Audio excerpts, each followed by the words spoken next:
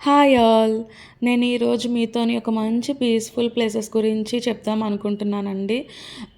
నాకు బాగా ఎక్కువ ప్రైవసీ ప్లేసెస్‌లోనే ఉన్నందుకు ఇష్టపడుతూ ఉంటాను. అంటే ఎక్కువ జనాభా ఉండకుండా, ఎలాంటి సౌండ్ పొల్యూషన్ ఉండకుండా, ఎలాంటి ట్రాఫిక్ ఏమీ లేకుండా కొంచెం మైండ్‌కి, మనస్సుకి ప్రశాంతంగా ఉన్న ప్లేసెస్‌కే వెళ్ళినందుకు ఇష్టపడుతూ ఉంటాను. అండ్ మా హస్బెండ్ కూడా అంతే.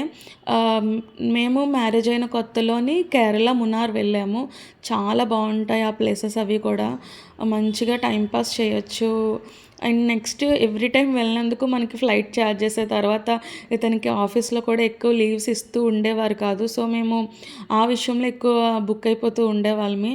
సో, అందుకనే మన అనకాపల్లికి నియర్‌లో ఉన్న 95 కిలోమీటర్స్‌లో ఉన్న అరకు వ్యాలీకి ఎక్కువ వెళ్తూ ఉంటాము. ఎవ్రీ టైమ్ చాలా సార్లు ఎక్కువ లీవ్స్ దొరికేటప్పుడు మేము అక్కడికే వెళ్ళిపోతూ ఉంటాము క్యాబ్ బుక్ చేసుకొని.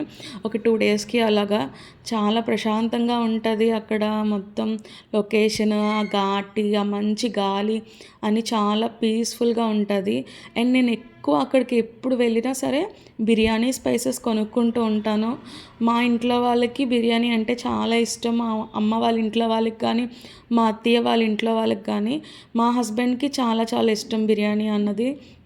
ఎక్కువ బిర్యానీ స్పైసెస్ కొంటూ ఉంటాను. అండ్ నెక్స్ట్ ఈ వింటర్‌లోని కరక్కాయ అన్నది మనకి దగ్గుకది కొంచెం బాగా ఆయుర్వేదిక్‌గా అది యూజ్ అవుతూ ఉంటది.